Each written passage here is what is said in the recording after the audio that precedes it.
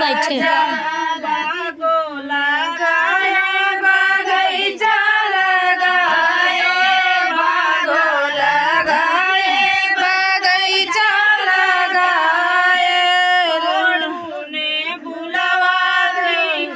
कैसे राजा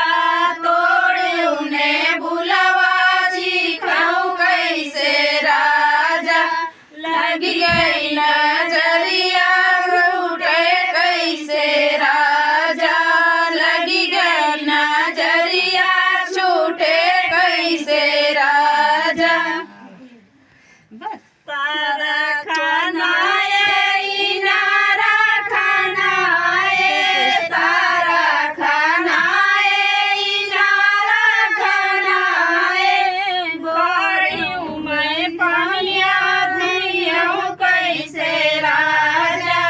गोरियों में पानिया पियों कैसे राजा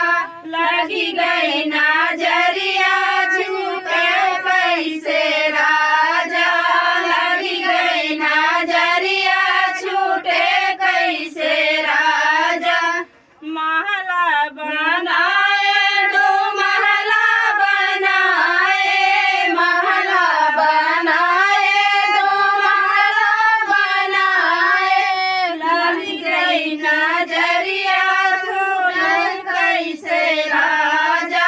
लगी गई नजरिया छूटे कैसे राजा